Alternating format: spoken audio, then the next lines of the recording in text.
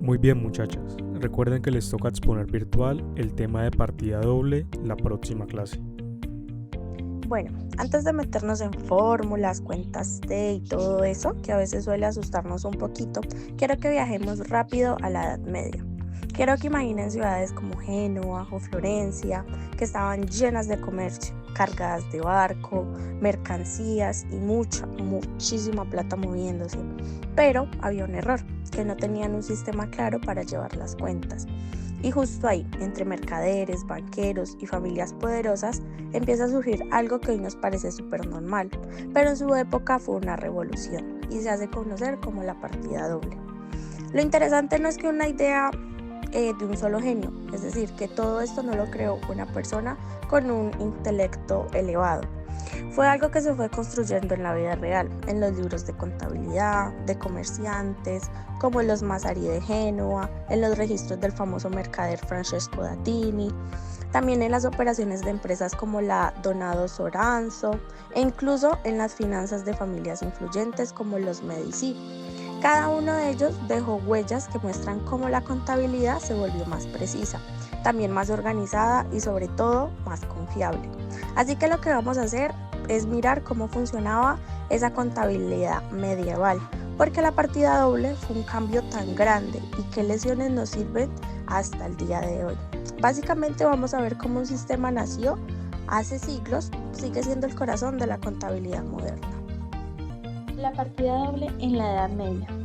Durante la Edad Media, el comercio europeo empezó a crecer rápidamente. Las ciudades italianas como Génova, Venecia y Florencia se convirtieron en centros comerciales llenos de intercambios, préstamos y movimientos de mercancía. Para poder manejar toda esta actividad, los comerciantes empezaron a buscar métodos más organizados para registrar sus operaciones. Aquí es donde surge la lógica de la partida doble. Toda transacción afecta a dos cuentas. Una es la que recibe y la otra es la que entrega.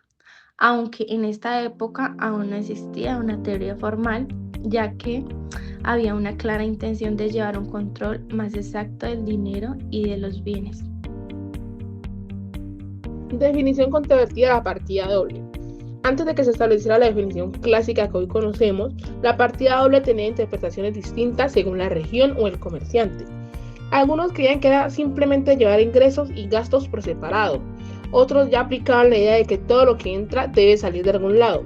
La controversia se daba porque no existía un manual, una regla estándar o un autor que la definiera de manera unificada. A pesar de todas estas diferencias, todos coincidían en algo, que era una herramienta que daba control, orden y transparencia. También daba ventajas fundamentales en el comercio medieval. Algunas contabilidades por partida doble en la Edad Media.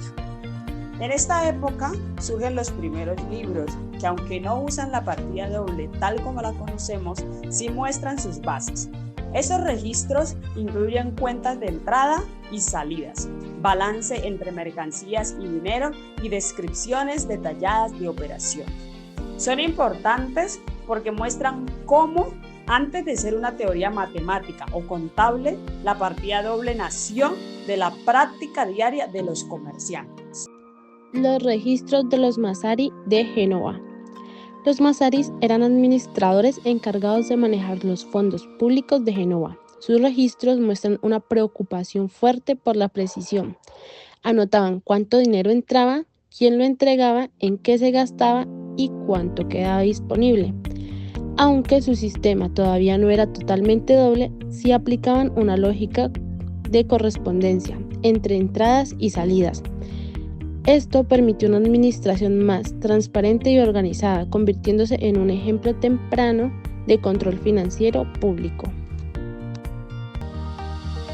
La contabilidad de Francesco da Tini. Francesco da Tini fue uno de los mejores comerciantes más importantes de Florencia y su archivo contable es uno de los más completos que se conserva del siglo XIV. Da Tini registraba sus deudas, ventas, compras, inversiones y operaciones internacionales. Todo esto en sus libros ya aparece claramente la estructura doble, Cuando recibía mercancía, aumentaba una cuenta. Cuando pagaba, disminuía otra. Por eso, Tatín es considerado una de las pruebas más fuertes de la evolución del sistema, que más tarde se formalizaría como la partida doble. La contabilidad de Donado Soranzo.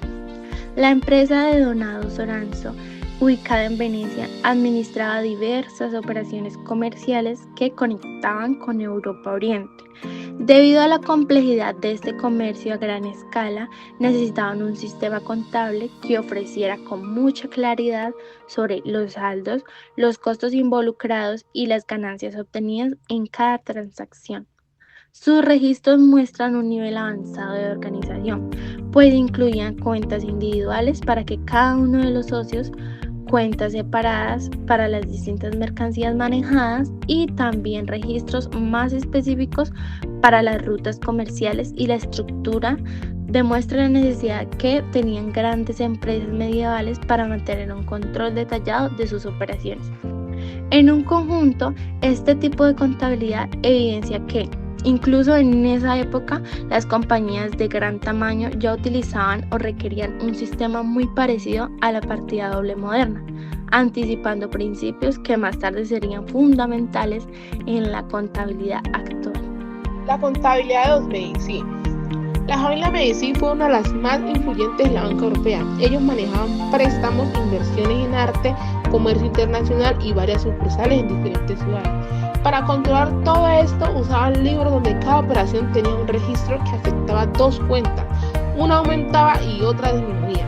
Este método les permitió evitar errores, detectar fraudes y mantener un control preciso sobre sus operaciones, lo que contribuyó enormemente al éxito de su imperio financiero. La partida doble permitió que los negocios crecieran. Al poder controlar mejor los recursos, las empresas medievales pudieron expandirse, abrir sucursales y manejar operaciones internacionales. Esto nos muestra que un buen sistema contable puede ser la base del crecimiento empresarial. La información financiera siempre ha sido poder. Los comerciantes más exitosos no eran necesariamente los más ricos al principio, sino los que mejor entendían y controlaban su información financiera. Esto resalta que quien domina sus cuentas domina su negocio. En conclusión, podemos decir que la contabilidad en la Edad Media no fue un invento repentino, sino el resultado de años de práctica. Muy bien, muchas gracias. Su exposición ha sido la mejor.